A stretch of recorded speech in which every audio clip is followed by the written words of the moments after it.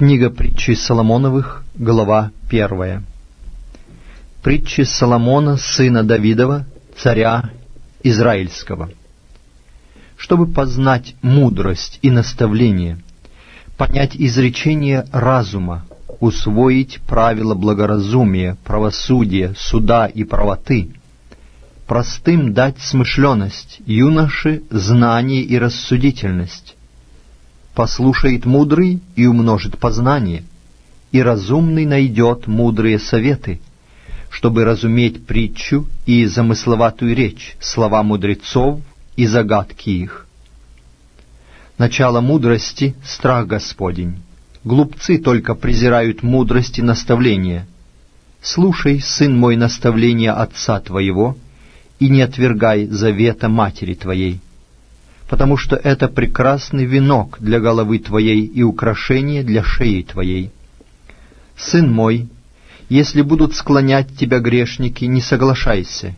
Если будут говорить: иди с нами, сделаем засаду для убийства, подстережем непорочного без вины, живых поглотим их, как преисподнее, и целых, как нисходящих в могилу. Наберем всякого драгоценного имущества, наполним дома нашей добычею. Жребий твой ты будешь бросать вместе с нами, склад один будет у всех нас. Сын мой, не ходи в путь с ними, удержи ногу твою от стези их, потому что ноги их бегут ко злу и спешат на пролитие крови. В глазах всех птиц напрасно расставляется сеть, а делают засады для их крови и подстерегает их души. Таковы пути всякого, кто алчит чужого добра. Оно отнимает жизнь у завладевшего им. Премудрость возглашает на улице, на площадях возвышает голос свой, в главных местах собраний проповедует, при входе в городские ворота говорит речь свою. Доколе невежды будете любить невежество, доколе буйные будут услаждаться буйством, доколе глупцы будут ненавидеть знание. Обратитесь к моему обличению, вот я изолью на вас дух мой, возвещу вам слова мои. Я звала, и вы не послушались, простирала руку мою, и не было внимающего, и вы отвергли все мои советы, и обличений моих не приняли. Зато и я посмеюсь вашей погибели, порадуюсь, когда придет на вас ужас, когда придет на вас ужас, как буря, и беда, как вихрь, принесется на вас, когда постигнет вас скорбь и теснота. Тогда будут звать меня, и я не услышу. С утра будут искать меня, и не найдут меня.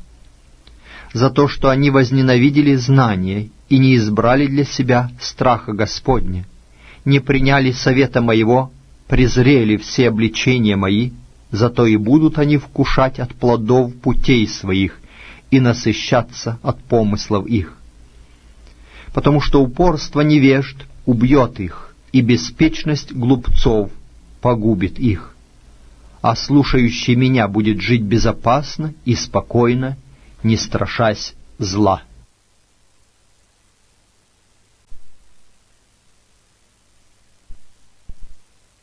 Глава 2 книги притчей Соломоновых.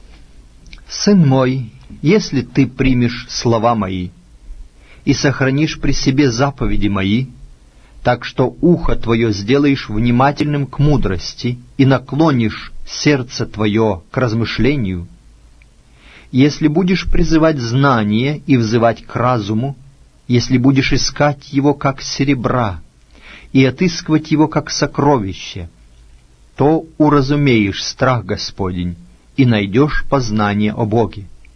Ибо Господь дает мудрость, из уст Его знание и разум. Он сохраняет для праведных спасение, Он — щит для ходящих непорочно.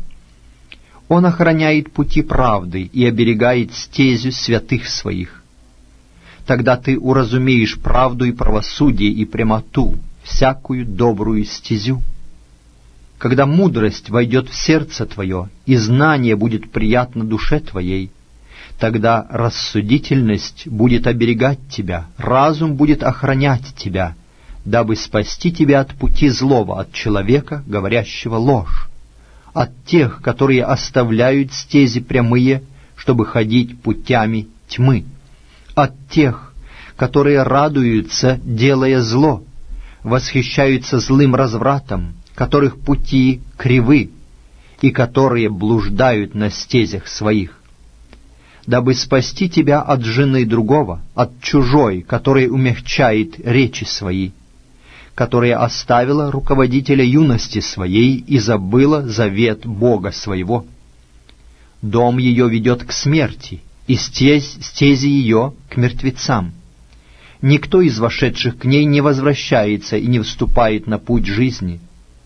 Посему ходи путем добрых и держись стезей праведников, потому что праведные будут жить на земле, и непорочные пребудут на ней, а беззаконные будут истреблены с земли, и вероломные искоренены из нее.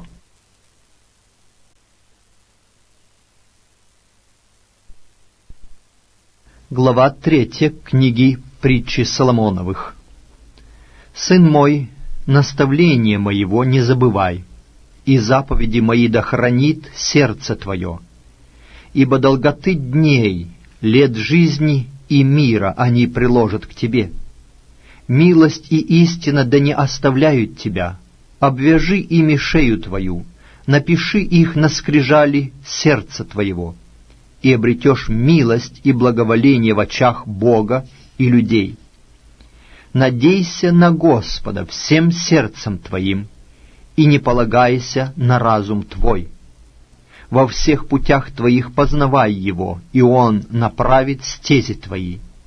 Не будь мудрецом в глазах твоих, бойся Господа и удаляйся от зла.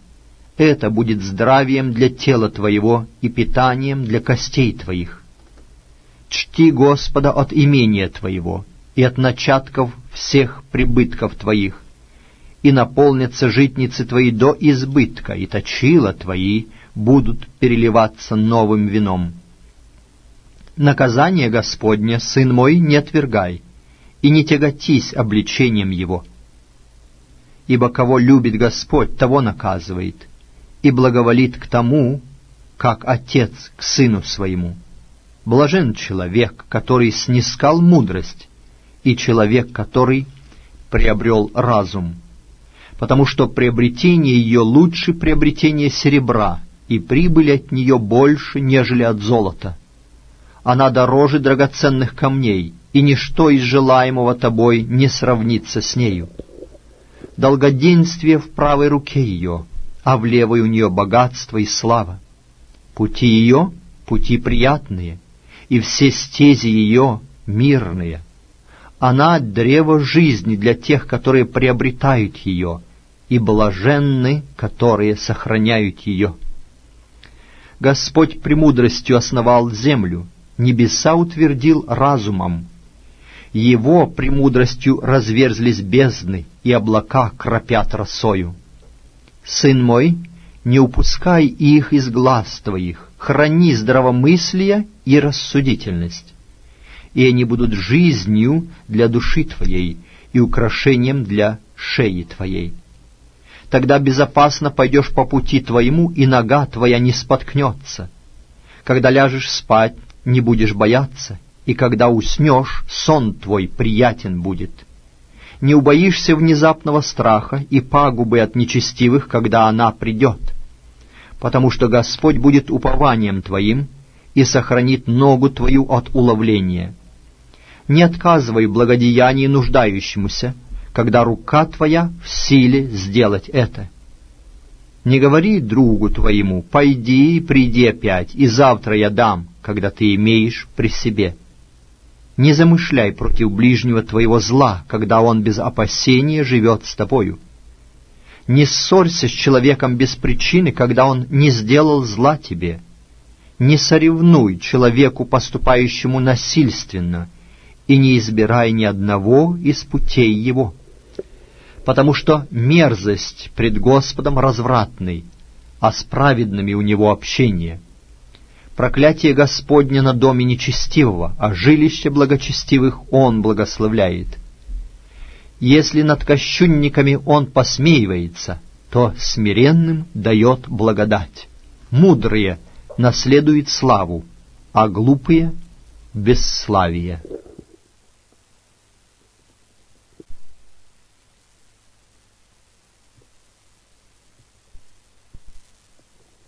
Глава 4 книги Притчи Соломоновых. «Слушайте, дети, наставления отца, и внимайте, чтобы научиться разуму. Потому что я преподал вам доброе учение, не оставляйте заповеди моей. Ибо я был сын у отца моего, нежно любимый и единственный у матери моей. И он учил меня и говорил мне: да удержит сердце твое слова мои. Храни заповеди мои и живи. Приобретай мудрость, приобретай разум, не забывай этого и не уклоняйся от слов уст моих. Не оставляй ее, и она будет охранять тебя. Люби ее, и она будет оберегать тебя. Главное — мудрость. Приобретай мудрость, и всем имением твоим приобретай разум. Высоко цени ее, и она возвысит тебя. Она прославит тебя, если ты прилепишься к ней. Возложит на голову твою прекрасный венок, доставит тебе великолепный венец.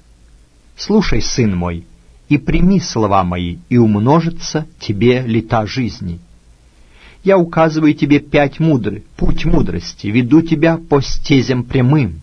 Когда пойдешь, не будет стеснен ход твой, и когда побежишь, не споткнешься. Крепко держись наставления, не оставляй, храни его, потому что оно — жизнь твоя. Не вступай на стезю нечестивых и не ходи по пути злых. Оставь его, не ходи по нему, уклонись от него и пройди мимо, потому что они не заснут, если не сделают зла. Пропадет сон у них, если они не доведут кого до падения, ибо они едят хлеб беззакония и пьют вино хищения. Стезя праведных, как светило лучезарное, которое более и более светлеет до полного дня. Путь же беззаконных, как тьма, они не знают, обо что споткнуться. Сын мой, словам моим внимай, и кричам моим преклони ухо твое. Да не отходят они от глаз твоих, храни их внутри сердца твоего, потому что они — жизнь для того, кто нашел их, и здравие для всего тела его. Больше всего хранимого храни сердце твое, потому что из него источники жизни. Отвергни от себя лживость уст, и лукавство языка удали от себя. Глаза твои пусть прямо смотрят, и ресницы твои да направлены будут прямо пред тобою. Обдумай стезю для ноги твоей, и все пути твои да будут тверды. Не уклоняйся ни направо, ни налево. Удали ногу твою от зла.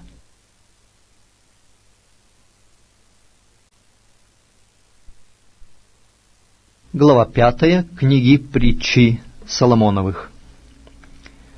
«Сын мой, внимай мудрости моей и преклони ухо твое к разуму моему, чтобы соблюдать рассудительность и чтобы уста твои сохранили знания. Ибо мед источает уста чужой жены, и мягче елея речь ее, но последствия от нее горьки, как полынь, острый, как меч обоюдоострый. Ноги ее не сходят к смерти, стопы ее достигают преисподней.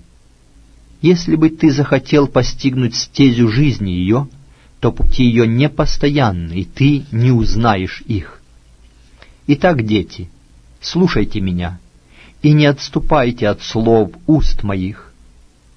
Держи дальше от нее путь твой, и не подходи близко к дверям дома ее, чтобы здоровье твоего не отдать другим, и лет твоих мучителю, чтобы не насыщались силою твоею чужие, и труды твои не были для чужого дома.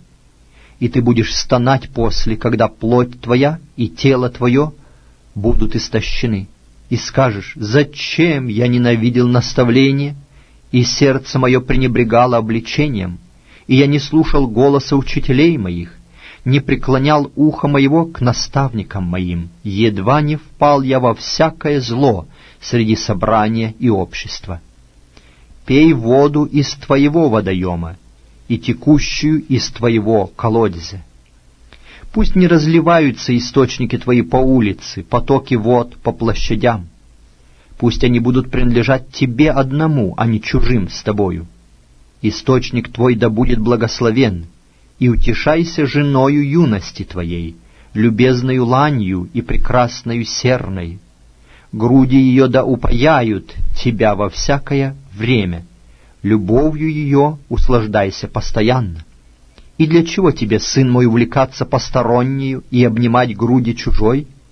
Ибо пред очами Господа пути человека, и Он измеряет все стези его. Беззаконного уловляют собственное беззаконие его, и в узах греха своего он содержится. Он умирает без наставления, и от множества безумия своего теряется.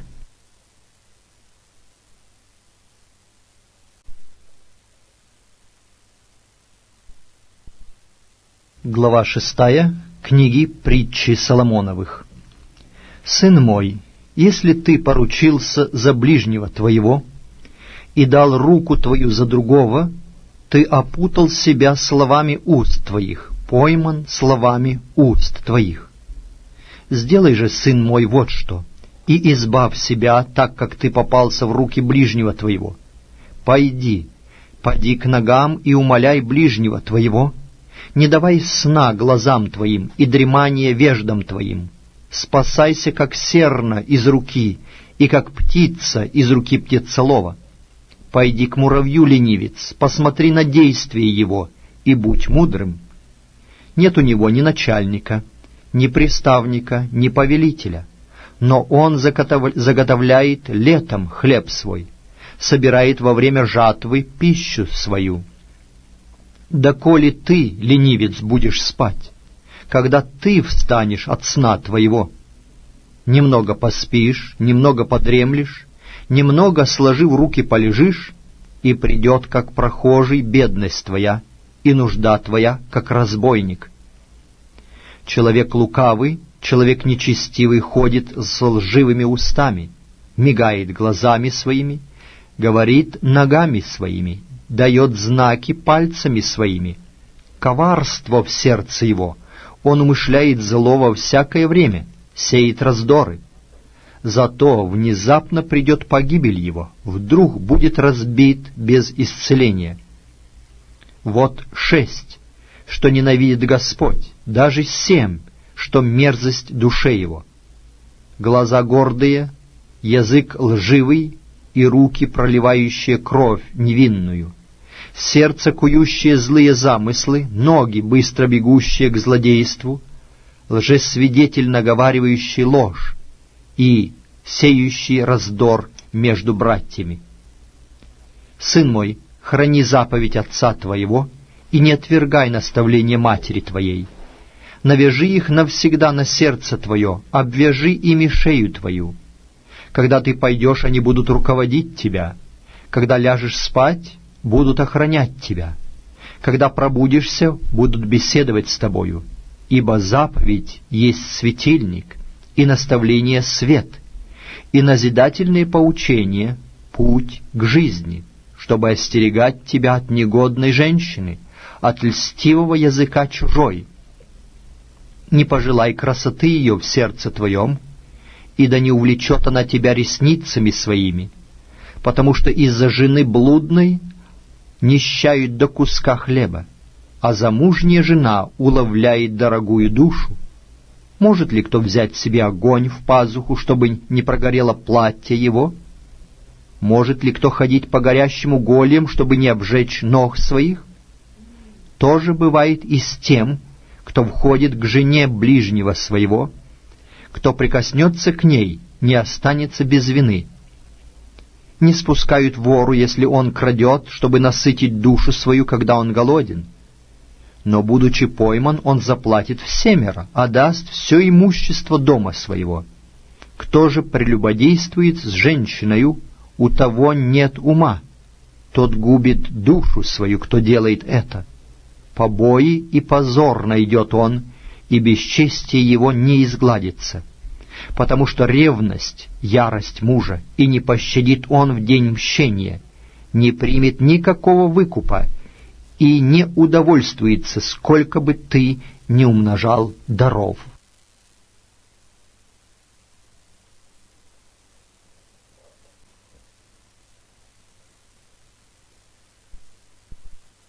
Глава 7 книги Притчей Соломоновых.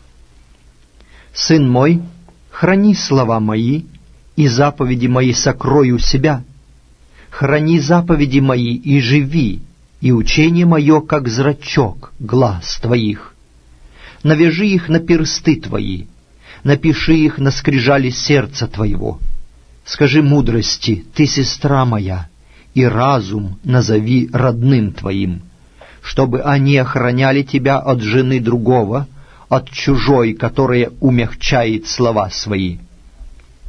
Вот однажды смотрел я в окно дома моего, сквозь решетку мою, и увидел среди неопытных, заметил между молодыми людьми неразумного юношу, переходившего площадь близ угла ее и шедшего по дороге к дому ее. В сумраке, в вечер дня, в ночной темноте и во мраке. И вот навстречу к нему женщина в наряде блудницы с коварным сердцем, шумливая и необузданная. Ноги ее не живут в доме ее, то на улице, то на площадях, и у каждого угла строит она ковы. Она схватила его, целовала его, и с бесстыдным лицом говорила ему: «Мирная жертва у меня, сегодня я совершила обеты мои, поэтому и вышла навстречу тебе, чтобы отыскать тебя, и нашла тебя. Коврами я убрала постель мою, разноцветными тканями египетскими. Спальню мою надушила смирною, алоем и корицею. Зайди, будем упиваться нежностями до утра, насладимся любовью, потому что мужа нет дома, он отправился в дальнюю дорогу. Кошелек серебра взял с собою, придет домой ко дню полнолуния».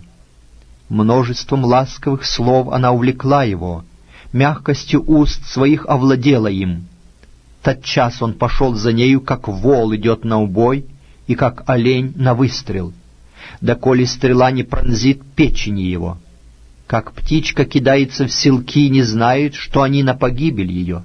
Итак, дети, слушайте меня и внимайте словам уст моих.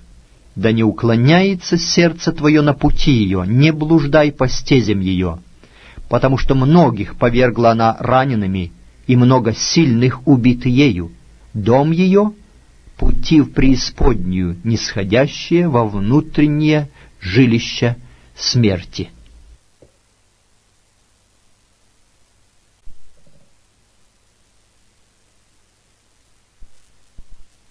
Глава 8 книги Притчей Соломоновых. «Не премудрость ли взывает, и не разум ли возвышает голос свой?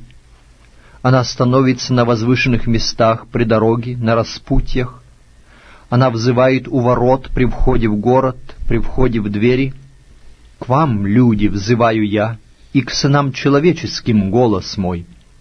Научитесь, неразумные, благоразумию, и глупые разуму. Слушайте, потому что я буду говорить важное, и изречение уст моих — правда. Ибо истину произнесет язык мой, и нечестие — мерзость для уст моих. Все слова уст моих справедливы, нет в них коварства и лукавства. Все они ясны для разумного и справедливы для приобретших знания.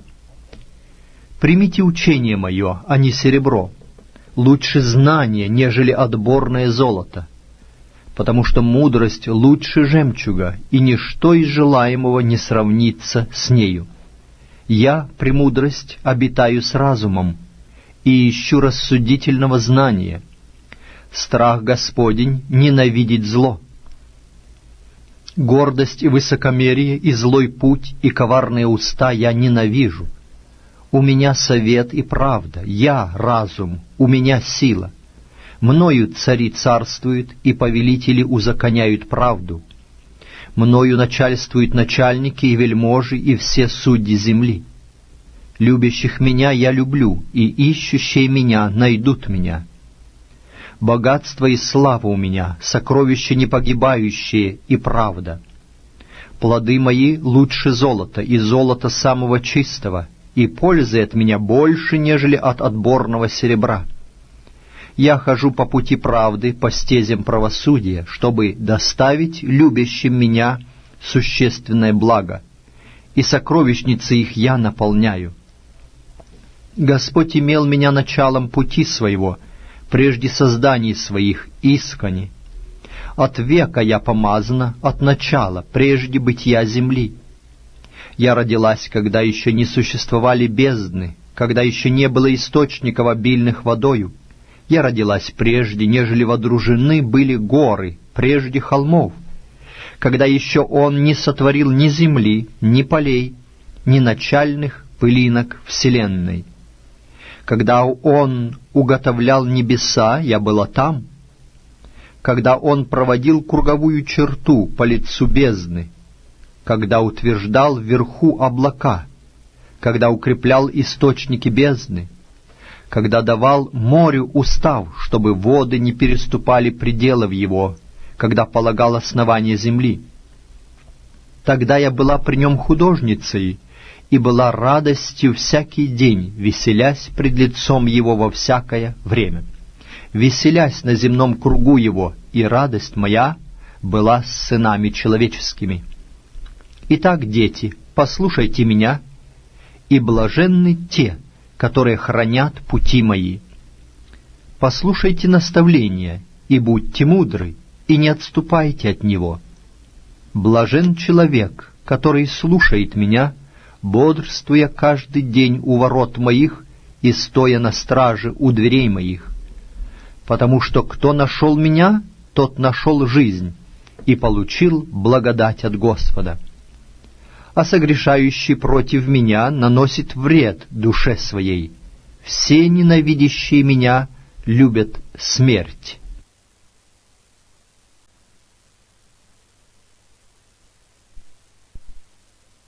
Глава 9 книги Притчи Соломоновых.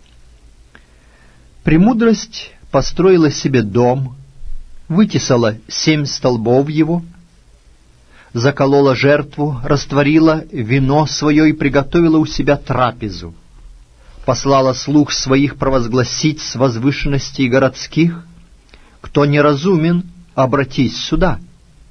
И скудоумному она сказала: идите, ешьте хлеб мой и пейте вино, мною растворенное. Оставьте неразумие и живите, и ходите путем разума. Поучающий кощунника наживет себе бесславие, и обличающий нечестивого пятно себе. Не обличай кощунника, чтобы он не возненавидел тебя. Обличай мудрого, и он возлюбит тебя.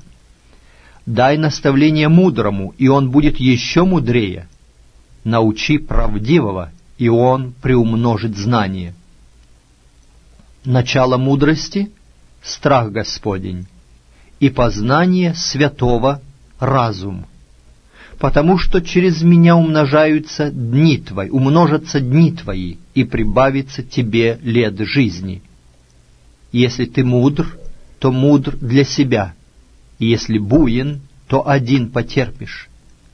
Женщина безрассудная, шумливая, глупая и ничего не знающая садится у дверей дома своего на стуле, на возвышенных местах города, чтобы звать проходящих дорогою, идущих прямо своими путями.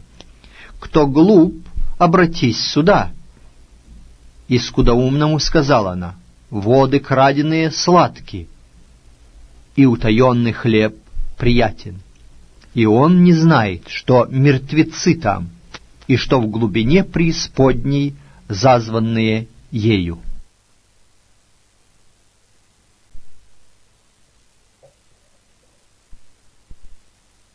Глава 10 книги Притчи Соломоновых. Притчи Соломона. Сын мудрый радует отца, а сын глупый — огорчение для его матери. не доставляют пользы сокровища неправедные, правда же избавляет от смерти. Не допустит Господь терпеть голод душе праведного, стяжание же нечестивых исторгнет. Ленивая рука делает бедным, а рука прилежных обогащает. Собирающий во время лета — сын разумный, спящий же во время жатвы — сын беспутный. Благословение на голове праведника, уста же беззаконных заградит насилие. Память праведника пребудет благословенна, а имя нечестивых омерзеет. Мудрый сердцем принимает заповеди, а глупый устами приткнется. Кто ходит в непорочности, тот ходит безопасно, а кто превращает пути свои, тот будет наказан. Кто мигает глазами, тот причиняет досаду, а глупый устами приткнется. Уста праведника — источник жизни, уста же беззаконных заградит насилие. Ненависть возбуждает раздоры, но любовь покрывает все грехи. В устах разумного находится мудрость, но на теле глупого — розга. Мудрые сберегают знания, но уста глупого — близкая погибель. Имущество богатого — крепкий город его, беда для бедных — скудость их. Труды праведного — к жизни, успех нечестивого — ко греху. Кто хранит наставление, тот на пути к жизни, а отвергающий обличение блуждает. Кто скрывает ненависть, у того уста лживые, и кто разглашает клевету, тот глуп. При многословии не миновать греха, а сдерживающий уста свои разумен. Отборное серебро — язык праведного, сердце же нечестивых — ничтожество. Уста праведного пасут многих, а глупые умирают от недостатка разума. Благословение Господне оно обогащает, и печали с собою не приносит. Для глупого преступное деяние как бы забава, а человеку разумному свойственна мудрость. Чего страшится нечестивый, то и постигнет его, а желание праведников исполнится. Как проносится вихрь, так нет больше нечестивого, а праведник на вечном основании. Что уксус для зубов и дым для глаз, то ленивый для посылающих его. Страх Господень прибавляет дней, лета же нечестивых сократятся. Ожидание праведников — радость, а надежда нечестивых погибнет. Путь Господень — твердыня для непорочного и страх для делающих беззаконие. Праведник вовеки не поколеблется, нечестивые же не поживут на земле. Уста праведника источают мудрость, а язык зловредный отсечется. Уста праведного знают благоприятное, а уста нечестивых — развращенные.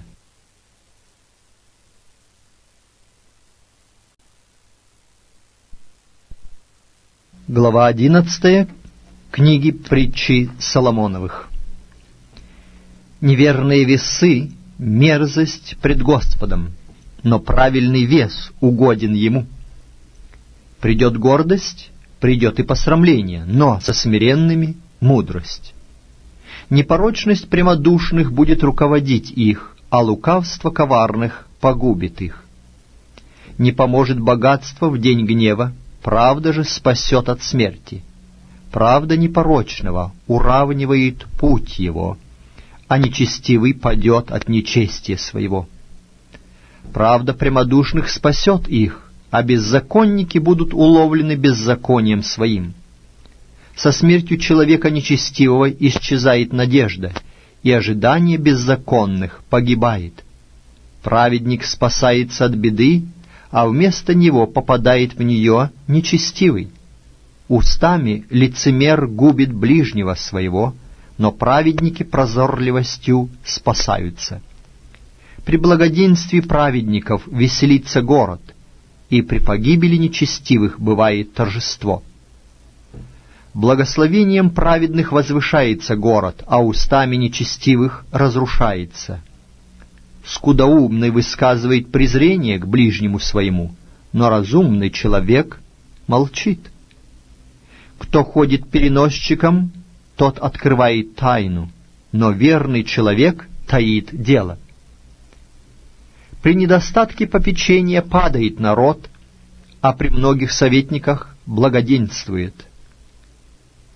Зло причиняет себе, кто ручается за постороннего, а кто ненавидит ручательство, тот безопасен. Благонравная жена приобретает славу, а трудолюбивые приобретают богатство. Человек милосердный благотворит душе своей, а жестокосердый разрушает плоть свою. Нечестивый делает зло ненадежное, делает дело ненадежное, а сеющему правду награда верная. Праведность ведет к жизни, а стремящийся к злу стремится к смерти своей. Мерзость перед Господом коварная сердцем, но благоугодны Ему непорочные в пути. Можно поручиться, что порочный не останется ненаказанным, семя же праведных спасется. Что золотое кольцо в носу у свиньи, то женщина красивая и безрассудная. Желание праведных — одно добро, ожидание нечестивых — гнев. Иной сыплет щедро, и ему еще прибавляется, а другой сверх меры бережлив, и однако же беднеет. Благотворительная душа будет насыщена, и кто напояет других, тот и сам напоен будет. Кто удерживает у себя хлеб, того клянет народ, а на голове продающего благословение. Кто стремится к добру, тот ищет благоволение, а кто ищет зла, к тому оно и приходит. Надеющийся на богатство свое упадет, а праведники, как лист, будут зеленеть. Расстроивающий дом свой получит в удел ветер, а глупый будет рабом мудрого сердцем. Плод праведника — древо жизни, и мудрый привлекает души. Так праведнику воздается на земле, тем паче нечестивому и грешнику.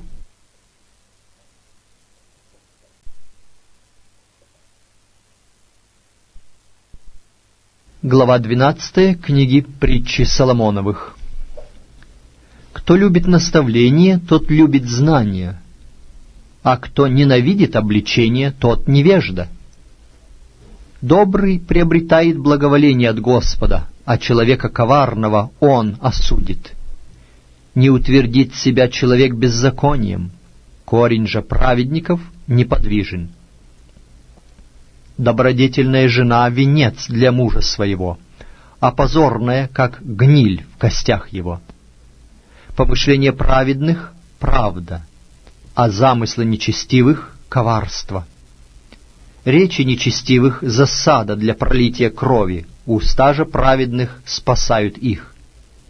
Коснись нечестивых несчастья, и нет их, а дом праведных стоит. Хвалят человека по мере разума его, а развращенный сердцем будет в презрении. Лучше простой, но работающий на себя, нежели выдающий себя за знатного, но нуждающийся в хлебе. Праведный печется и о жизни скота своего, сердце же нечестивых жестоко. Кто возделывает землю свою, тот будет насыщаться хлебом, а кто идет по следам празднолюбцев, тот скудоумен. Нечестивый желает уловить в сеть зла, но корень праведных тверд. Нечестивый уловляется грехами уст своих, но праведник выйдет из беды. От плода уст своих человек насыщается добром, и воздаяние человеку по делам рук его. Путь глупого прямой в его глазах, но кто слушает совета, тот мудр. У глупого тотчас же выкажется гнев его, а благоразумный скрывает оскорбление. Кто говорит то, что знает, тот говорит правду, а у свидетеля ложного — обман. Иной пустослов уязвляет, как мечом, а язык мудрых врачует. Уста правдивые вечно пребывают, а лживый язык только на мгновение. Коварство в сердце злоумышленников, радость у миротворцев. Не приключится праведнику никакого зла, нечестивые же будут преисполнены зол.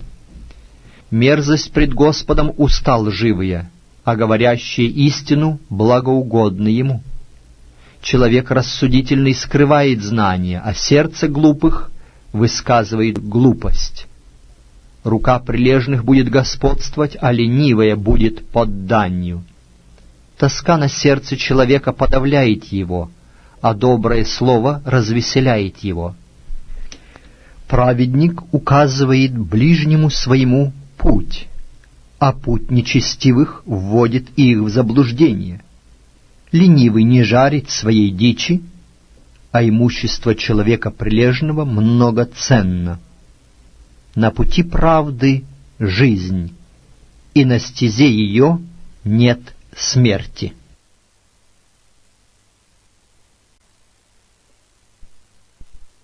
Глава 13. Книга притчи Соломоновых. Мудрый сын слушает наставления отца, а буйный не слушает обличения. От плода уст своих человек вкусит добро, душа же законно преступников — зло. Кто хранит уста свои, тот бережет душу свою, а кто широко раскрывает свой рот, тому беда. Душа ленивого желает, но тщетно, а душа прилежных насытится. Праведник ненавидит ложное слово, а нечестивый срамит и бесчестит себя. Правда хранит непорочного в пути, а нечестие губит грешника. Иной выдает себя за богатого, а у него ничего нет. Другой выдает себя за бедного, а у него богатства много. Богатством своим человек выкупает жизнь свою, а бедный и угрозы не слышит. Свет праведных весело горит, светильник же нечестивых угасает.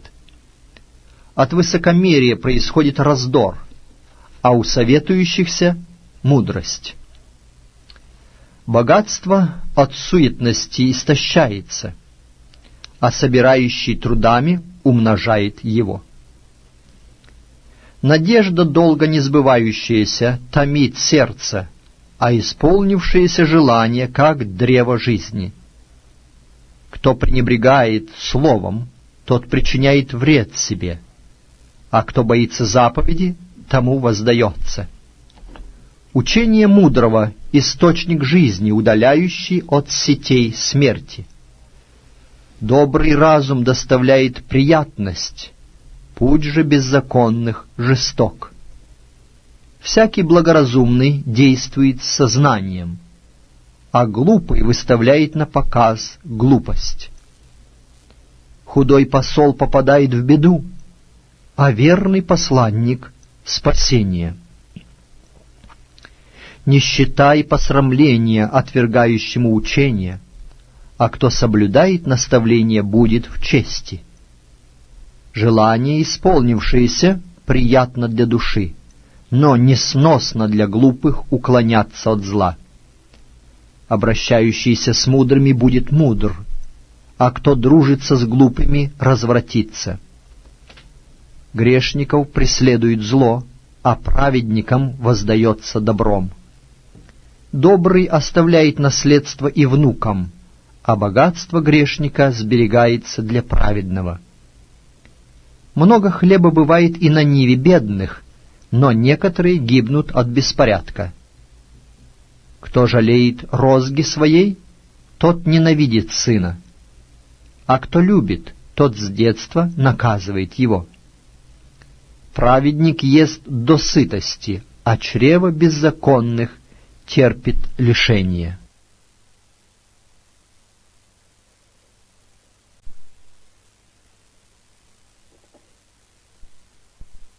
Глава 14 книги Притчи Соломоновых. Мудрая жена устроит дом свой, а глупая разрушит его своими руками. Идущий прямым путем боится Господа, но чьи пути кривы, тот не брежет о нем. В устах глупого бич гордости, уста же мудрых охраняют их. Где нет волов, там ясли пусты, а много прибыли от силы волов.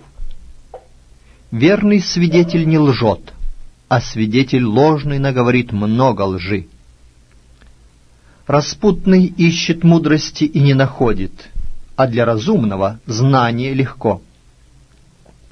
Отойди от человека глупого, у которого ты не замечаешь разумных уст. Мудрость разумного — знание пути своего, глупость же безрассудных — заблуждение. Глупые смеются над грехом, а посреди праведных — благоволение. Сердце знает горе души своей, и в радость его не вмешивается чужой. Дом беззаконных разорится, а жилище праведных процветет. Есть пути, которые кажутся человеку прямыми, но конец их — путь к смерти. И при смехе иногда болит сердце, и концом радости бывает печаль. Человек с развращенным сердцем насытится от путей своих, и добрый — от своих. Глупый верит всякому слову, благоразумный же внимателен к путям своим. Мудрый боится и удаляется от зла, а глупый раздражителен и самонадеян. Вспыльчивый может сделать глупость, но человек, умышленно делающий зло, ненавистен.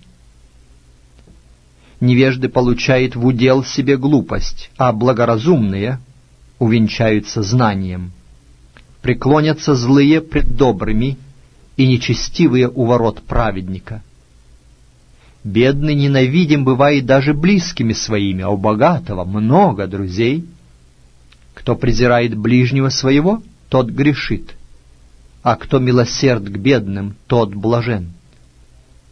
Не заблуждают ли умышляющие зло, но милость и верность у благомыслящих. От всякого труда есть прибыль, а от пустословия только ущерб. Венец мудрых — богатство их, а глупость невежд — глупость и есть. Верный свидетель спасает души, а лживый наговорит много лжи. В страхе пред Господом надежда твердая, и сынам своим он прибежище. Страх Господень — источник жизни, удаляющий от сетей смерти. Во множестве народа величие царя, а при малолюдстве народа беда государю. У терпеливого человека много разума, а раздражительный выказывает глупость. Кроткое сердце — жизнь для тела, а зависть — гниль для костей. Кто теснит бедного, тот хулит Творца его. Чтущий же его благотворит нуждающемуся. За зло свое нечестивый будет отвергнут, а праведный и при смерти своей имеет надежду. Мудрость почиет в сердце разумного, и среди глупых дает знать о себе. Праведность возвышает народ, а беззаконие — бесчестие народов. Благоволение царя к рабу разумному, а гнев его против того, кто позорит его.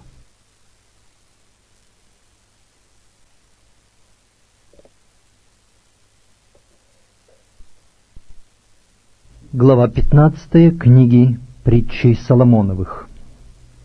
Кроткий ответ отвращает гнев, а оскорбительное слово возбуждает ярость. Язык мудрых сообщает добрые знания, а уста глупых изрыгают глупость. На всяком месте очи Господни, они видят злых и добрых. Кроткий язык — древо жизни, но необузданный сокрушение духа. Глупый пренебрегает наставлением отца своего, а кто внимает обличением, тот благоразумен. В доме праведника обилие сокровищ, а в прибытке нечестивого расстройство. Уста мудрых распространяют знания, а сердце глупых не так. Жертва нечестивых — мерзость пред Господом, а молитва праведных благоугодна Ему. Мерзость пред Господом путь нечестивого, а идущего путем правды Он любит. Злое наказание уклоняющемуся от пути, и ненавидящее обличение погибнет. Преисподняя и Аваддон открыты пред Господом, тем более сердца сынов человеческих. Не любит распутный обличающих его, и к мудрым не пойдет. Веселое сердце делает лицо веселым, а при сердечной скорби дух унывает. Сердце разумного ищет знания, уста же глупых питаются глупостью. Все дни несчастного печальны, а у кого сердце весело, у того всегда пир. Лучше немногое при страхе Господнем, нежели большое сокровище и при нем тревога. Лучше блюдо зелени и при нем любовь, нежели откормленный бык и при нем ненависть. Вспыльчивый человек возбуждает раздор, а терпеливый утешает распрю. Путь ленивого, как терновый плетень, а путь праведных гладкий. Мудрый сын радует отца, а глупый человек пренебрегает мать свою. Глупость — радость для малоумного, а человек разумный идет прямой дорогой. Без совета предприятия расстроятся, а при множестве советников они состоятся. Радость человеку в ответе уст его, и как хорошо слово вовремя. Путь жизни мудрого вверх, чтобы уклониться от преисподней внизу. Дом надменных разорит Господь, а межу вдовы укрепит. Мерзость пред Господом помышления злых, слова же непорочных угодны Ему. Корыстолюбивый расстроит дом свой, а ненавидящий подарки будет жить. Сердце праведного обдумывает ответ, а уста нечестивых изрыгают зло. Далек Господь от нечестивых, а молитву праведников слышит. Светлый взгляд радует сердце, добрая весть уточняет кости. Ухо, внимательное к учению жизни, пребывает между мудрыми. Отвергающий наставление не радеет о своей душе, а кто внимает обличению, тот приобретает разум. Страх Господень научает мудрости, и славе предшествует смирение.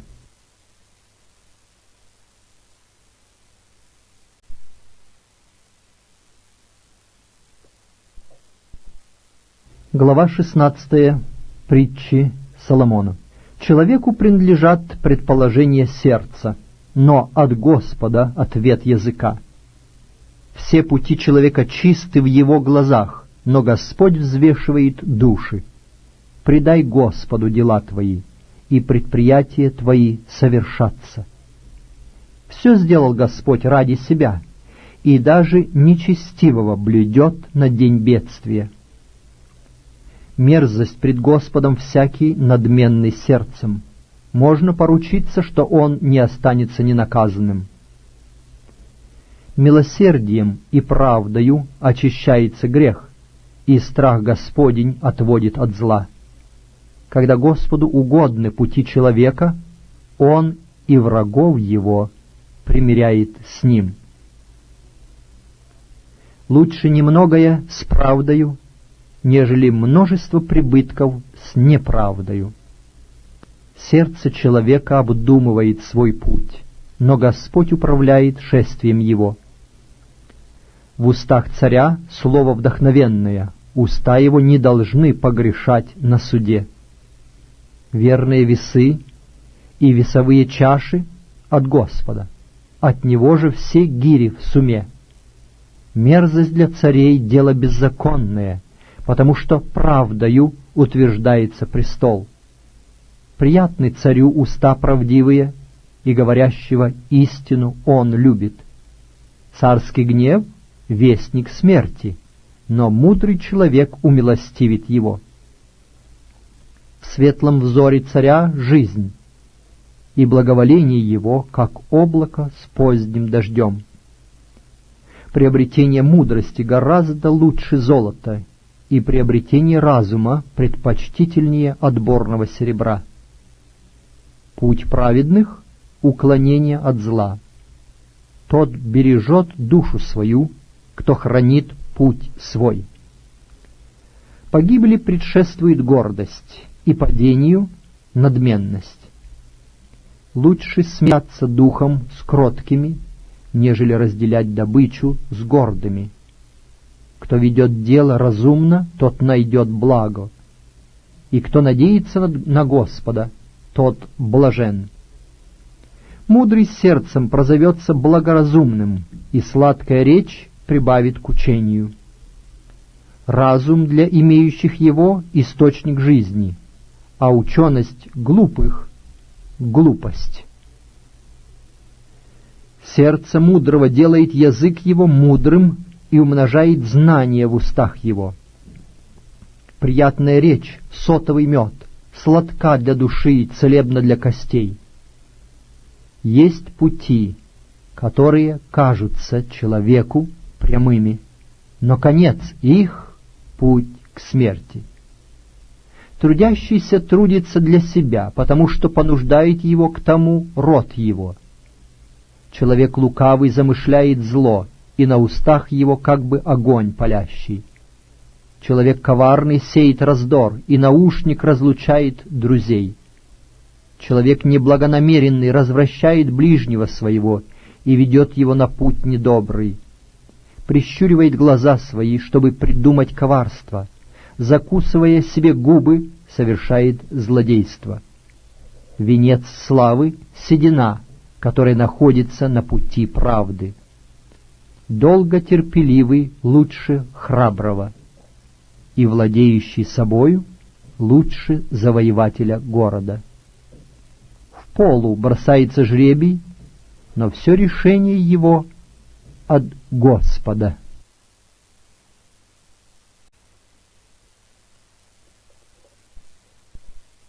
Глава 17. Притчи Соломоновых. Лучше кусок сухого хлеба, и с ним мир, нежели дом, полный заколотого скота с раздором. Разумный раб господствует над беспутным сыном, и между братьями разделит наследство. Плавильня для серебра, и горнило для золота, а сердца испытывает Господь. Злодей внимает устам беззаконным, лжец слушается языка пагубного. Кто ругается над нищим, тот хулит Творца его. Кто радуется несчастью, тот не останется ненаказанным. Венец стариков — сыновья сыновей, и слава детей — родители их. Неприлично глупому важная речь, тем паче знатному уста лживые. Подарок — драгоценный камень в глазах владеющего им. Куда ни обратится он, успеет. Прикрывающий проступок ищет любви, а кто снова напоминает о нем, тот удаляет друга. На разумного сильнее действует выговор, нежели на глупого 100 ударов. Возмутитель ищет только зла, поэтому жестокий ангел будет послан против него. Лучше встретить человеку медведицу, лишенную детей, нежели глупца с его глупостью. Кто за добро воздает злом, от дома того не отойдет зло. Начало ссоры, как прорыв воды, Оставь ссору прежде, нежели разгорелась она. Оправдывающий нечестивого и обвиняющий праведного оба мерзость пред Господом. К чему сокровище в руках глупца? Для приобретения мудрости у него нет разума. Друг любит во всякое время, и как брат явится во время несчастья. Человек малоумный дает руку и ручается за ближнего своего. Кто любит ссоры, любит грех, и кто высоко поднимает ворота свои, тот ищет падения. Коварное сердце не найдет добра, и лукавый язык попадет в беду. Родил кто глупого, себе на горе, и отец глупого не порадуется. Веселое сердце благотворно, как врачевство, а унылый дух сушит кости. Нечестивый берет подарок из пазухи, чтобы извратить пути правосудия. Мудрость пред лицом у разумного, а глаза глупца на конце земли. Глупый сын — досада отцу своему и огорчение для матери своей. Нехорошо и обвинять правого, и бить вельмож за правду. Разумный воздержан в словах своих, и благоразумный хладнокровен. И глупец, когда молчит, может показаться мудрым, и затворяющий уста свои благоразумным.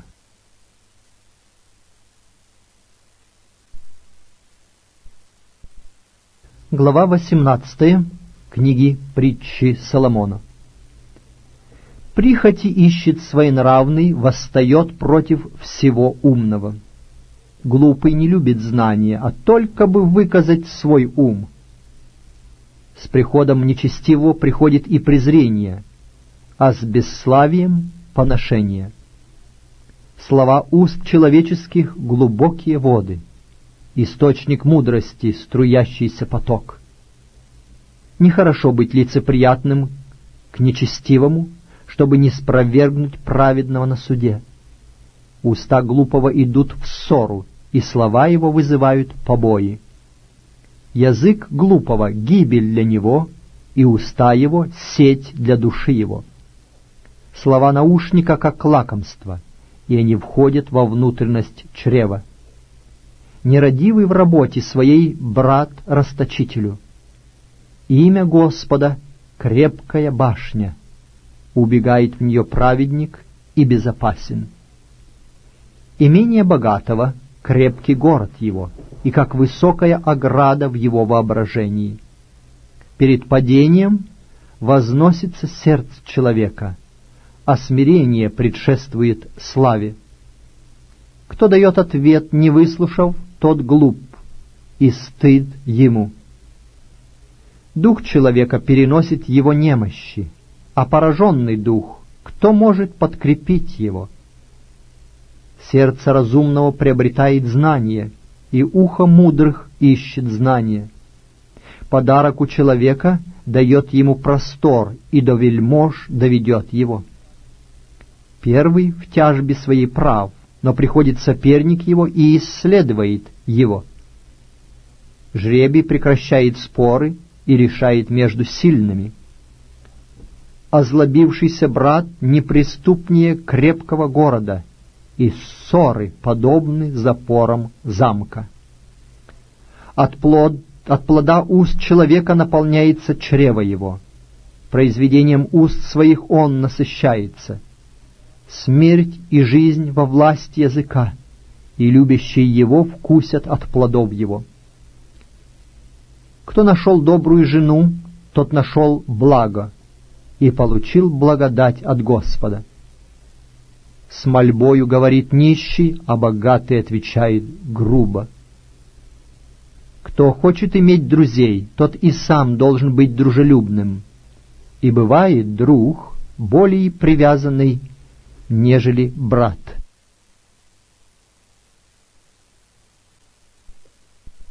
Глава 19 книги Притчей Соломоновых. Лучше бедный, ходящий в своей непорочности, нежели богатый, со лживыми устами и притом глупый. Нехорошо душе без знания, и торопливый ногами оступится. Глупость человека извращает путь его, а сердце его негодует на Господа. Богатство прибавляет много друзей, а бедный оставляется и другом своим.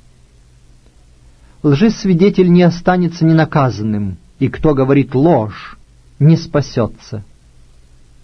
Многие заискивают у знатных, и всякий друг человеку, делающему подарки. Бедного ненавидят все братья его, тем паче друзья его удаляются от него. Гонится за ними, чтоб поговорить, но и этого нет. Кто приобретает разум, тот любит душу свою. Кто наблюдает благоразумие, тот находит благо. Лжесвидетель не останется ненаказанным, и кто говорит ложь, погибнет. Неприлично глупцу пышность, тем паче рабу господство над князьями. Благоразумие делает человека медленным на гнев, и слава для него быть снисходительным к проступкам. Гнев царя, как рев льва, а благоволение его, как роса на траву. Глупый сын — сокрушение для отца своего, и сварливая жена — сточная труба. Дом и имение — наследство от родителей, а разумная жена — от Господа. Леность погружает в сонливость, и нерадивая душа будет терпеть голод. Хранящий заповедь хранит душу свою, а нерадящий о путях своих погибнет. Благотворящий бедному дает взаймы Господу, и он воздаст ему за благодеяние его. Наказывай сына своего, доколе есть надежда, и не возмущайся криком его. Гневливый пусть терпит наказание, потому что если пощадишь его, придется тебе еще больше наказывать его. Слушайся совета и принимай обличение, чтобы сделаться тебе впоследствии мудрым. Много замыслов в сердце человека, но состоится только определенное Господом. Радость человеку — благотворительность его, и бедный человек лучше, нежели лживый. Страх Господень ведет к жизни, и кто имеет его, всегда будет доволен, и зло не постигнет его. Ленивый опускает руку свою в чашу и не хочет донести ее до рта своего. Если ты накажешь кощунника, то и простой сделается благоразумным, и если обличишь разумного, то он поймет наставление. Разоряющий отца и выгоняющий мать — сын срамный и бесчестный. Перестань, сын мой, слушать внушения об уклонении от изречений разума. Лукавый свидетель издевается над судом, и уста беззаконных глотают неправду. Готовы для кощунствующих суды и побои на тело глупых.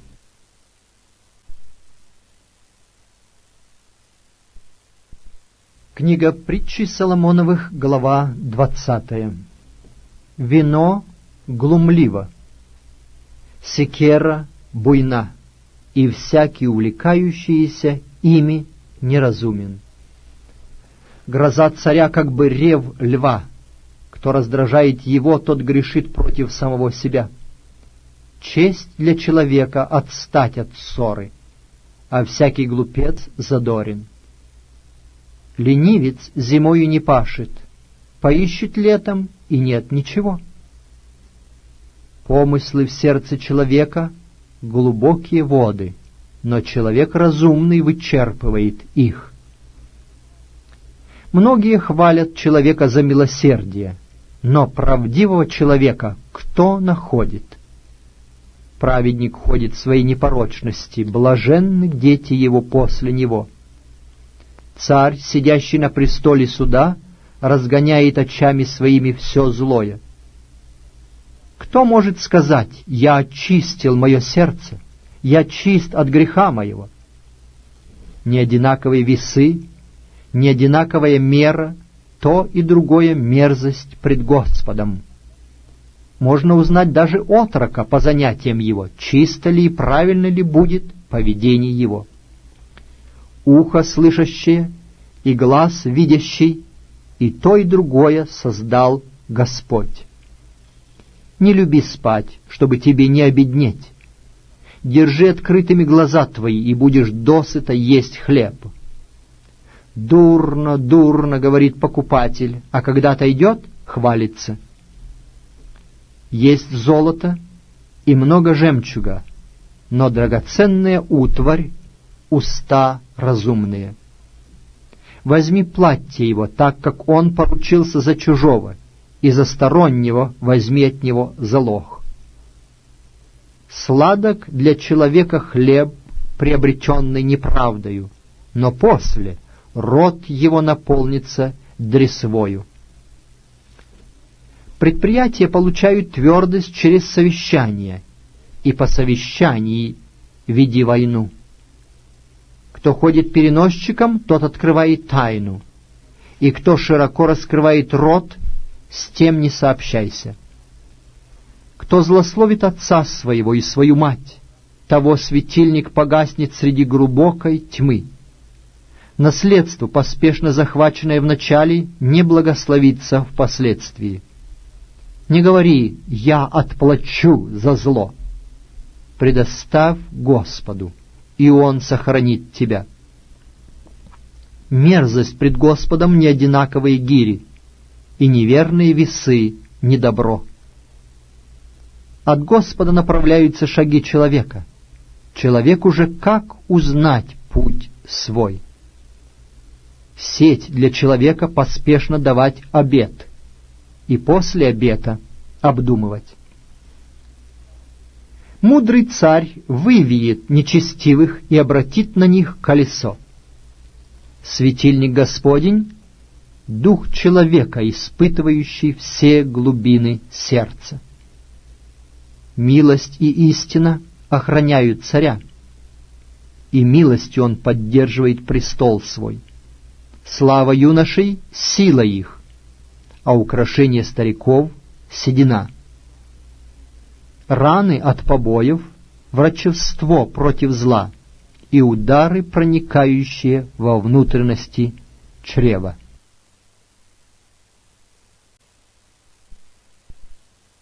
Притчи Соломоновы, глава 21. Сердце царя в руке Господа, как потоки вод. Куда захочет, он направляет его. Всякий путь человека прям в глазах его, но Господь взвешивает сердца. Соблюдение правды и правосудия более угодно Господу, нежели жертва. Гордость очей и надменность сердца, отличающие нечестивых, — грех. Помышления прилежного стремятся к изобилию, а всякий торопливый терпит лишение. Приобретение сокровища лживым языком — мимолетное дуновение ищущих смерти.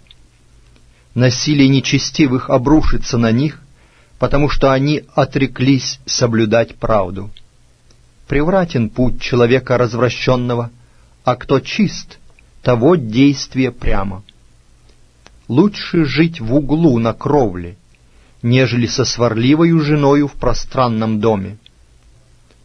Душа нечестивого желает зла, не найдет милости в глазах его и друг его. Когда наказывается кощунник, простой делается мудрым, и когда вразумляется мудрый, то он приобретает знание. Праведник наблюдает за домом нечестивого, как повергаются нечестивые в несчастье. Кто затыкает ухо свое от вопля бедного, тот и сам будет вопить и не будет услышан. Подарок тайный потушает гнев, и дар в пазуху сильную ярость. Соблюдение правосудия — радость для праведника и страх для делающих зло. Человек, сбившийся с пути разума, водворится в собрании мертвецов. Кто любит веселье, обеднеет, а кто любит вино и тук, не разбогатеет. Выкупом будет за праведного нечестивый, и за прямодушного лукавый. Лучше жить в земле пустынной, нежели с женою сварливою и сердитою. Вожделенное сокровище и тук в доме мудрого, а глупый человек расточает их. Соблюдающий правду и милость найдет жизнь, правду и славу. Мудрый входит в город сильных и не спровергает крепость, на которую они надеялись. Кто хранит уста свои и язык свой, тот хранит от бед душу свою. Надменный злодей, кощунник имя ему, действует в пылу гордости. Алчба ленивца убьет его, потому что руки его отказываются работать. Всякий день он сильно алчит, а праведник дает и не жалеет. Жертва нечестивых — мерзость, особенно когда с лукавством приносят ее. Лжесвидетель погибнет, а человек, который говорит, что знает, будет говорить всегда. Человек нечестивый дерзок лицом своим, а праведный держит прямо путь свой. Нет мудрости, и нет разума, и нет совета вопреки Господу. Коня приготовляют на день битвы, но победа от Господа.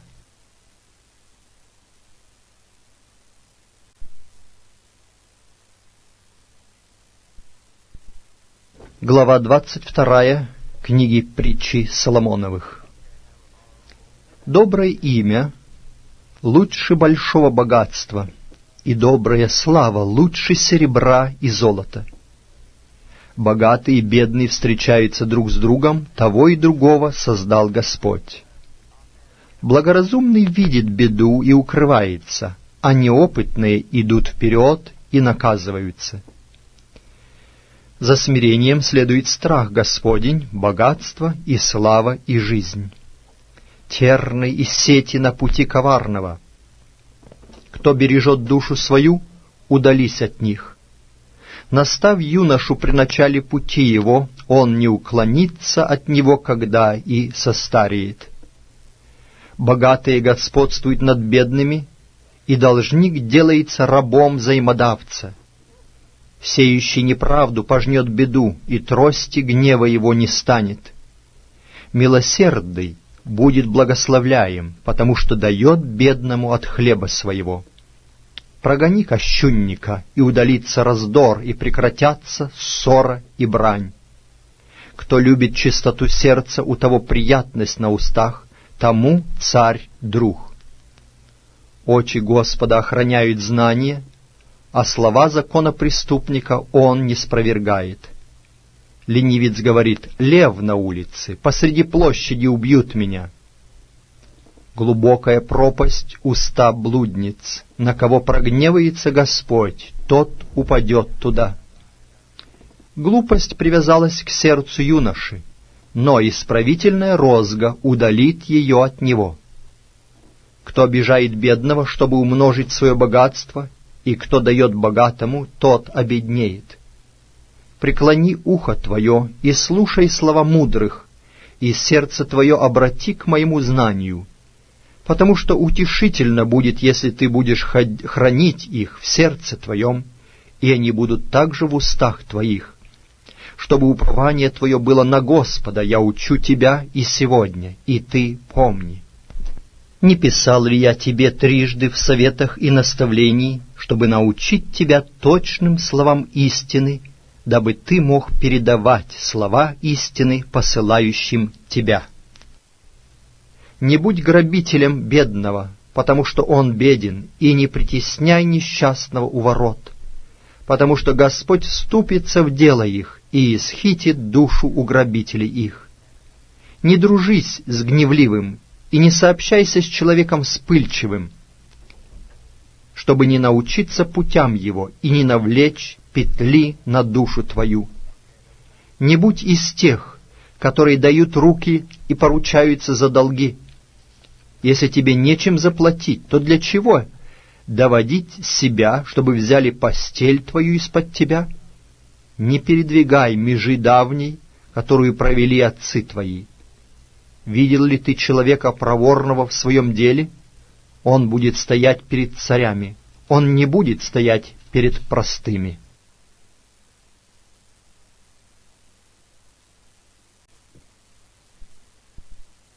Притча Соломона, глава 23.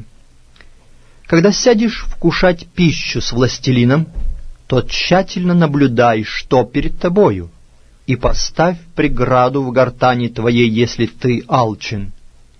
Не прельщайся лакомыми яствами его, это обманчивая пища. Не заботься о том, чтобы нажить богатство, оставь такие мысли твои.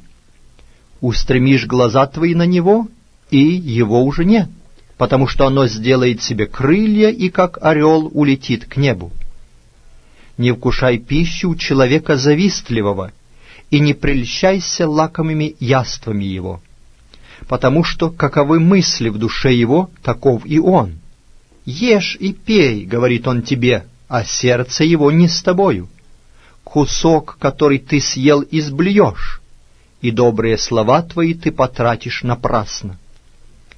В уши глупого не говори, потому что он презрит разумные слова твои. Не передвигай межи давней, и на поля сирот не заходи, потому что защитник их силен, он вступится в дело их с тобою. Приложи сердце твое к учению и уши твои к умным словам. Не оставляй юноши без наказания. Если накажешь его розгою, он не умрет. Ты накажешь его розгою и спасешь душу его от преисподней.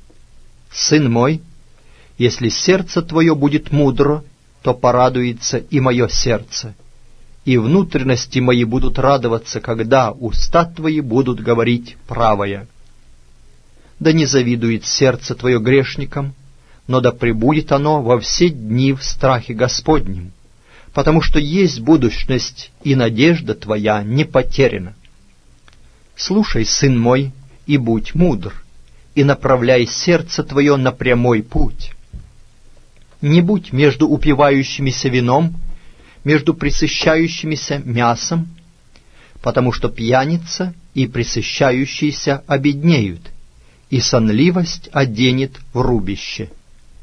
Слушайся отца твоего, он родил тебя, и не пренебрегай матери твоей, когда она и состареет. Купи истину, и не продавай мудрости, и учения, и разума. Торжествует отец праведника, и родивший мудрого радуется о нем. Да веселится отец твой, и да торжествует мать твоя, родившая тебя. Сын мой, отдай сердце твое мне, и глаза твои да наблюдают пути мои, потому что блудница — глубокая пропасть, и чужая жена — тесный колодец. Она, как разбойник, сидит в засаде и умножает между людьми законопреступников. У кого вой, у кого стон, у кого ссоры, у кого горе, у кого раны без причины, у кого багровые глаза? У тех, которые долго сидят за вином, которые приходят отыскивать вина приправленного. Не смотри на вино, как оно краснеет, как оно искрится в чаше, как оно ухаживается ровно. Впоследствии, как змей, оно укусит и ужалит, как аспид. Глаза твои будут смотреть на чужих жен, и сердце твое заговорит развратное. И ты будешь, как спящий среди моря, и как спящий наверху мачты, и скажешь: «Били меня, мне не было больно, толкали меня, я не чувствовал. Когда проснусь, опять буду искать того же».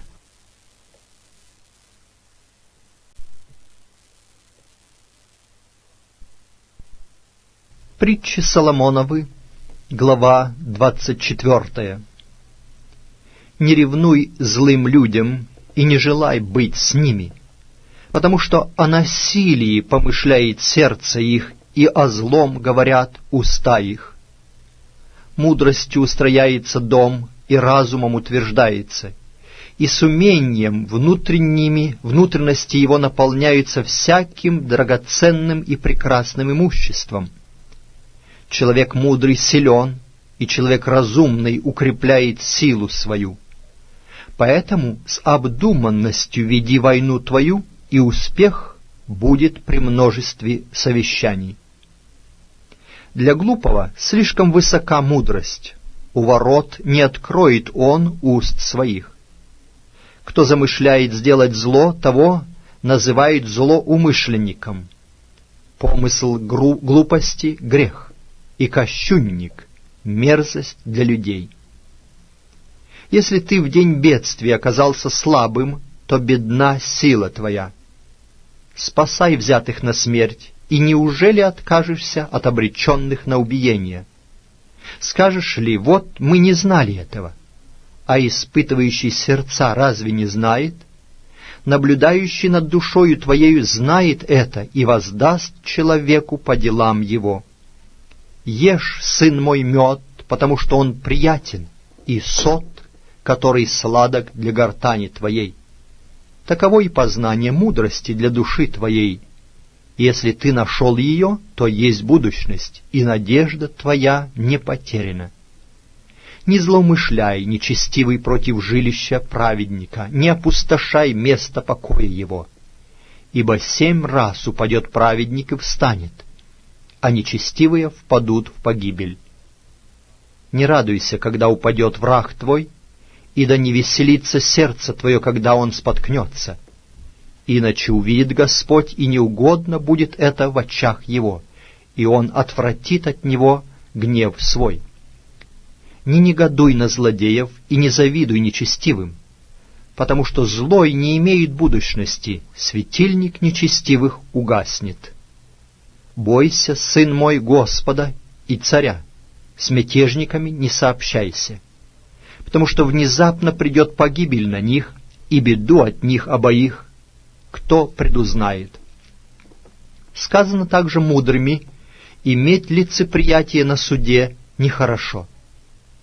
Кто говорит виновному: ты прав, того будут проклинать народы, того будут ненавидеть племена. А обличающие будут любимы, и на них придет благословение. В уста целует, кто отвечает словами верными. Соверши дела твои вне дома, окончи их на поле твоем, и потом устрояй и дом твой. Не будь лжесвидетелем на ближнего твоего, к чему тебе обманывать устами твоими? Не говори: как он поступил со мною, так и я поступлю с ним, воздам человеку по делам его. Проходил я мимо поля человека ленивого, и мимо виноградника человека скудоумного, и вот все это заросло терном, поверхность его покрылась крапивою, и каменная ограда его обрушилась. И посмотрел я, и обратил сердце мое, и посмотрел, и получил урок. Немного поспишь, немного подремлешь, немного сложив руки полежишь, и придет, как прохожий, бедность твоя, и нужда твоя, как человек вооруженный.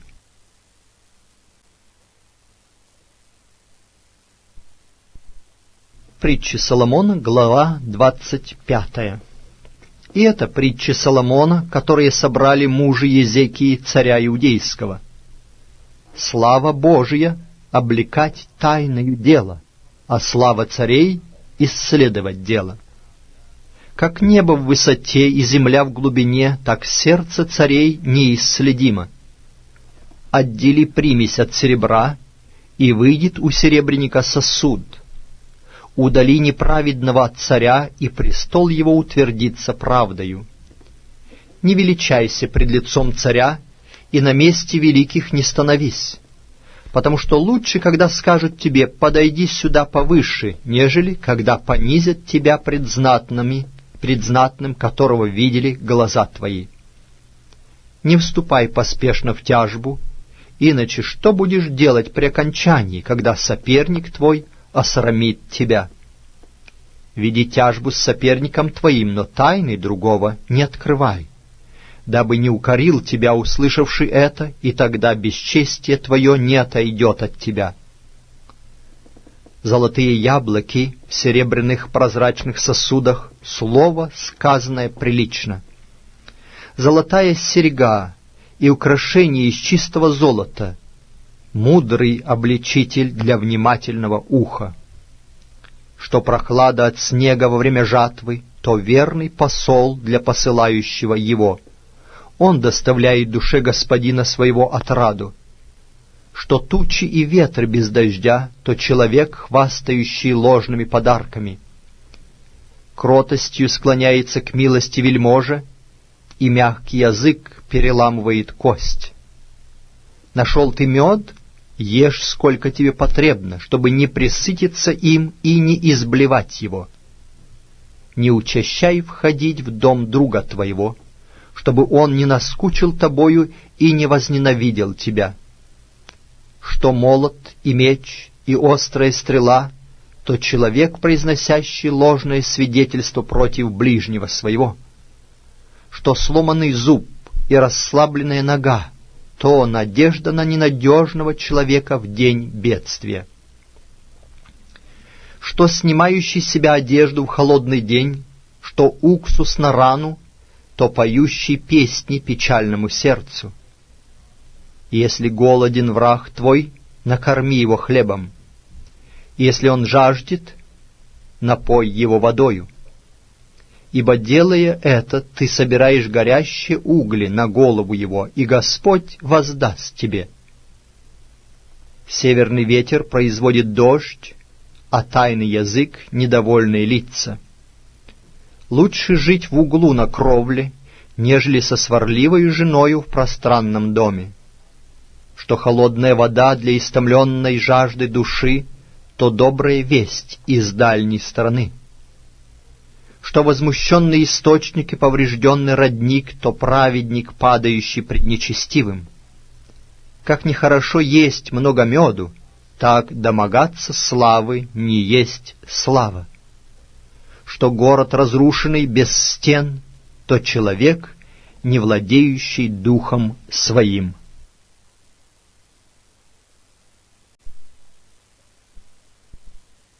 Притчи Соломона, глава 26.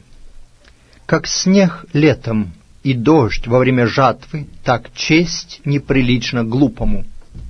Как воробей вспорхнет, как ласточка улетит, так незаслуженное проклятие не сбудется.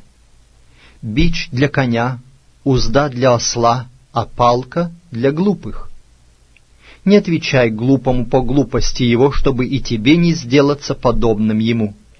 Но отвечай глупому по глупости его, чтобы он не стал мудрецом в глазах своих.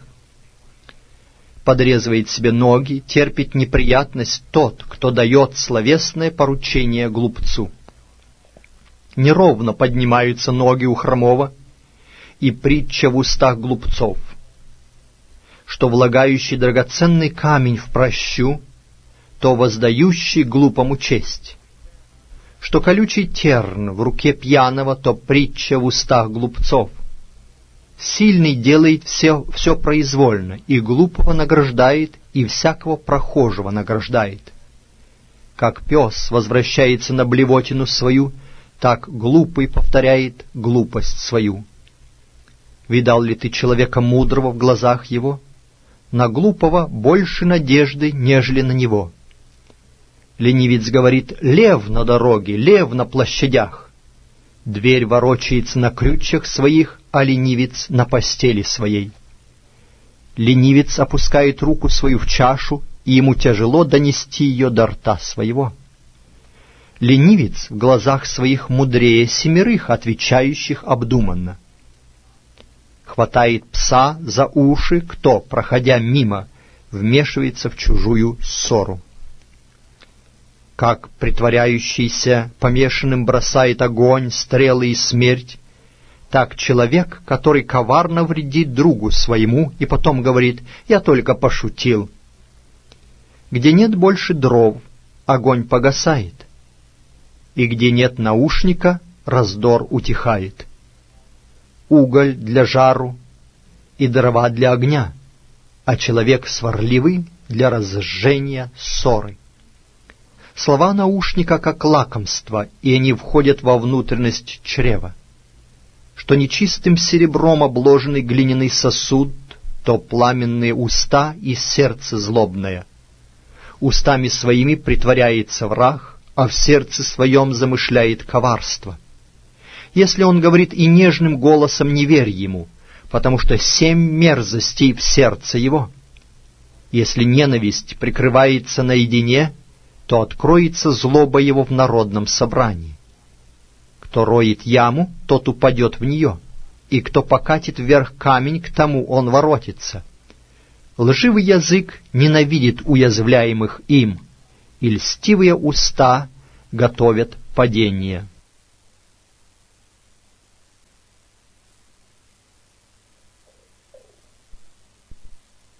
Притчи Соломона, глава 27.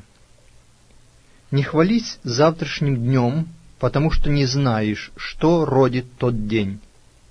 Пусть хвалит тебя другой, а не уста твои, чужой, а не язык твой. Тяжел камень, весок и песок, но гнев глупца тяжелее их обоих. Жесток гнев, неукротима ярость, но кто устоит против ревности? Лучше открытое обличение, нежели скрытая любовь. Искренний укоризны от любящего и лживый поцелуи ненавидящего. Сытая душа попирает и сот, а голодной душе все горькое сладко.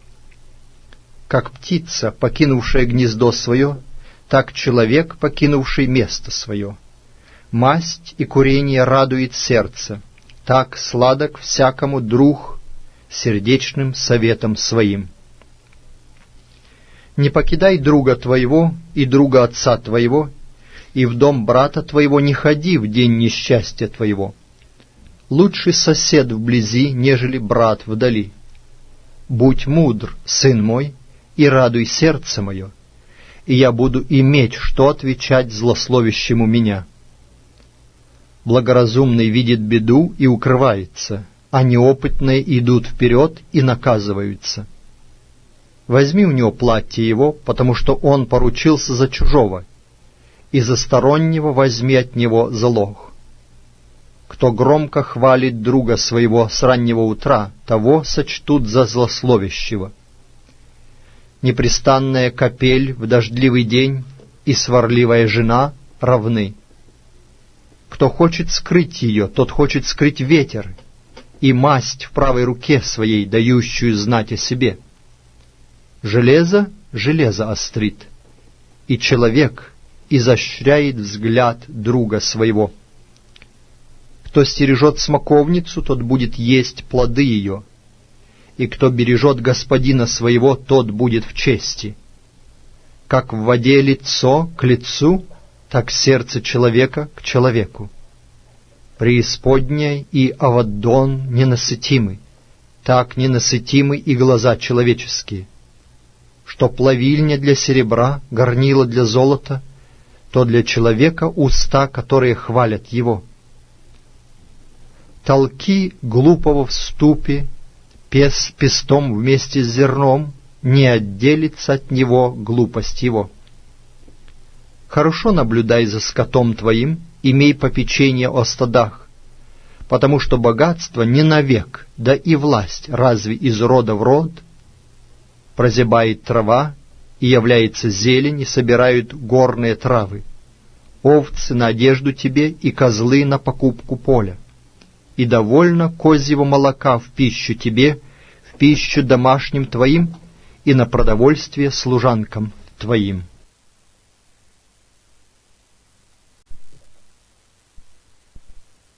Глава 28 книги Притчи Соломоновых.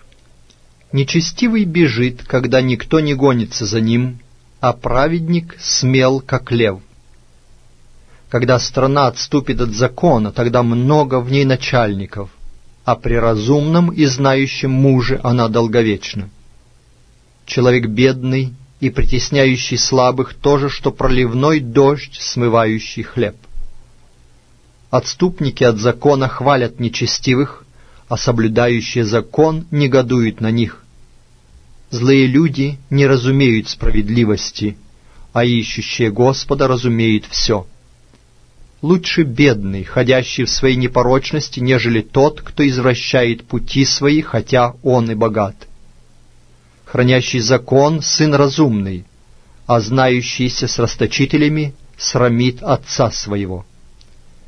Умножающий имение свое ростом и лихвою соберет его для благотворителя бедных.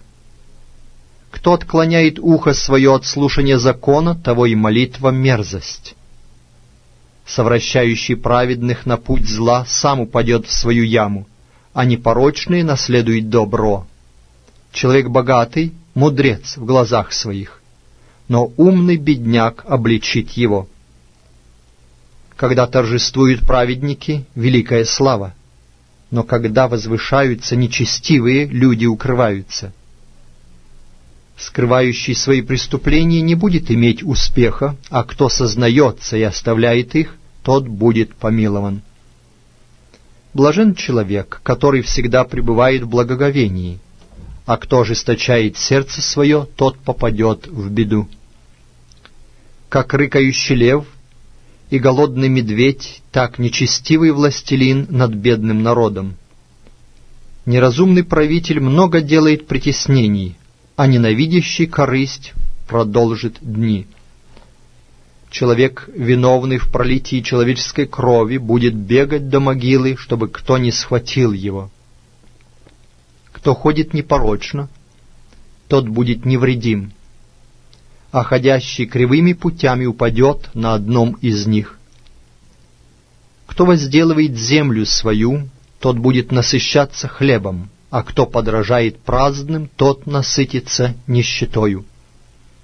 Верный человек богат благословениями, а кто спешит разбогатеть, тот не останется ненаказанным. Быть лицеприятным нехорошо. Такой человек и за кусок хлеба сделает неправду. Спешит к богатству завистливый человек и не думает, что нищета постигнет его. Обличающий человека найдет после большую приязнь, нежели тот, кто льстит языком. Кто обкрадывает отца своего и мать свою и говорит «это не грех», тот сообщник грабителям. Надменный разжигает ссору, а надеющийся на Господа будет благоденствовать. Кто надеется на себя, тот глуп, а кто ходит в мудрости, тот будет цел. Дающий нищему не обеднеет, а кто закрывает глаза свои от него, на том много проклятий. Когда возвышаются нечестивые, люди укрываются, а когда они упадают, умножаются праведники.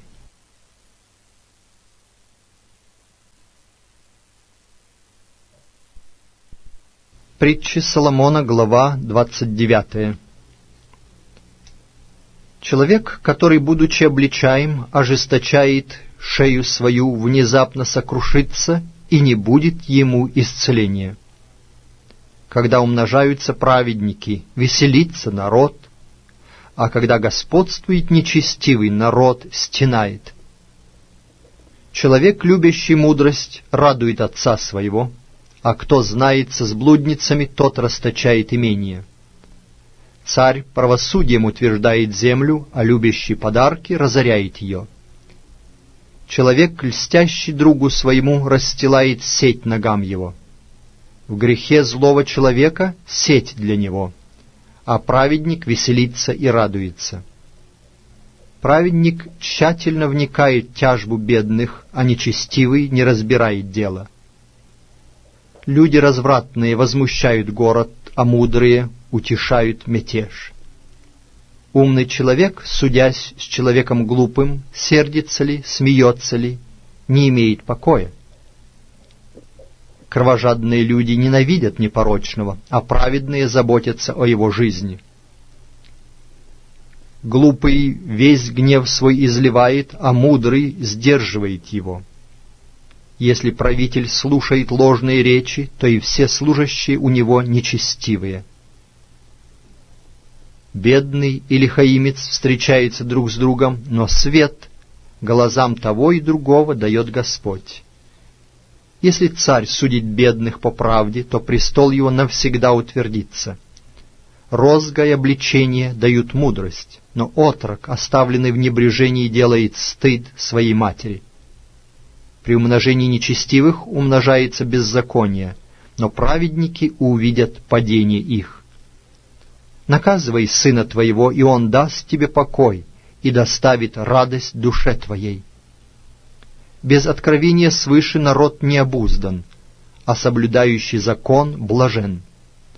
Словами не научится раб, потому что, хотя он понимает их, он не слушается. Видал ли ты человека опрометчивого в своих словах? На глупого больше надежды, нежели на него. Если с детства воспитывать раба в неге, то впоследствии он захочет быть сыном. Человек завистливый, человек гневный заводит ссору, а вспыльчивый много грешит. Гордость человека унижает его, а смиренный духом приобретает честь.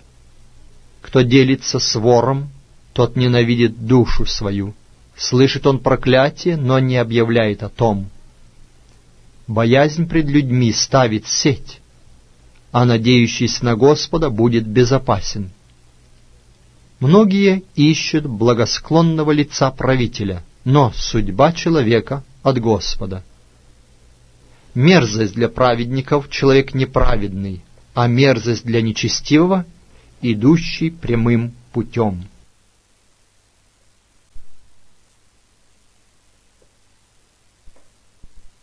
Притчи Соломоновы, глава 30. Слова Агура, сына Иакеева. Вдохновенные изречения, которые сказал этот человек Ифиилу и Укалу.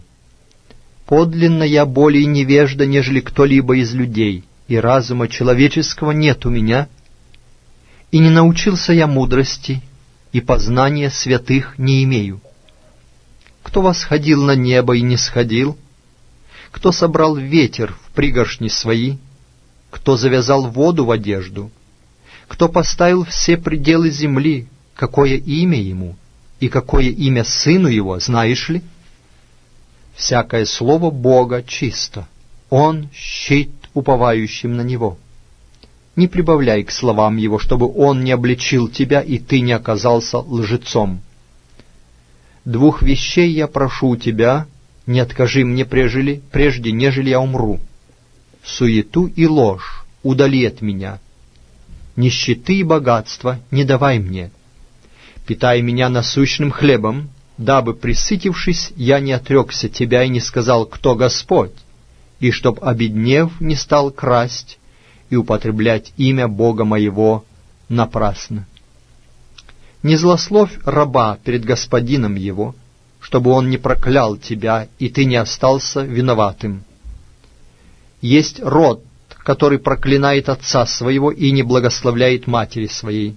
Есть род, который чист в глазах своих, тогда как не омыт от нечистот своих. Есть род, о, как высокомерны глаза его, и как подняты ресницы его. Есть род, у которого зубы — мечи, и челюсти — ножи, чтобы пожирать бедных на земле и нищих между людьми. У ненасытимости 2 дочери, давай, давай. Вот 3 ненасытимых и 4, которые не скажут довольно. Преисподняя и утроба бесплодная, земля, которая не насыщается водою, и огонь, который не говорит довольно.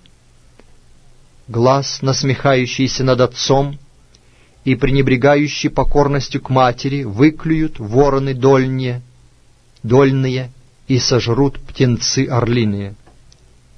3 вещи непостижимы для меня, и 4 я не понимаю: пути орла на небе, пути змея на скале, пути корабля среди моря и пути мужчины к девице. Такого пути жены прелюбодейной: поела и обтерла рот свой, и говорит: я ничего худого не сделала. От 3 трясется земля, 4 она не может носить. Раба, когда он сделается царем, глупого, когда он досыта ест хлеб, позорную женщину, когда она выходит замуж, и служанку, когда она занимает место госпожи своей. Вот 4 малых на земле, но они мудрее мудрых. Муравьи — народ не сильный, но летом заготовляют пищу свою. Горные мыши — народ слабый, но ставят дома свои на скале. У саранчи нет царя, но выступает вся она стройно.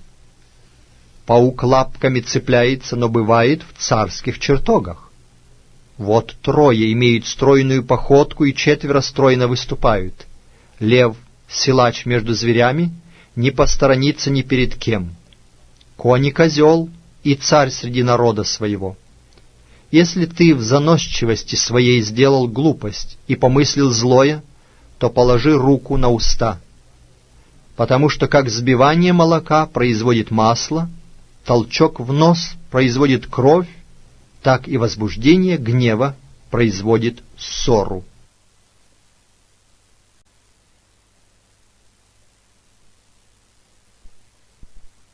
Притчи Соломона, глава 31.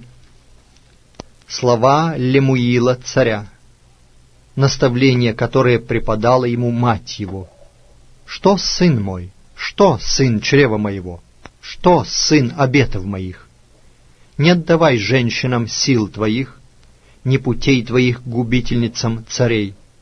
Ни царям, Лемуил, ни царям пить вино, ни князьям секеру, чтобы, напившись, они не забыли закона и не превратили суда всех угнетаемых.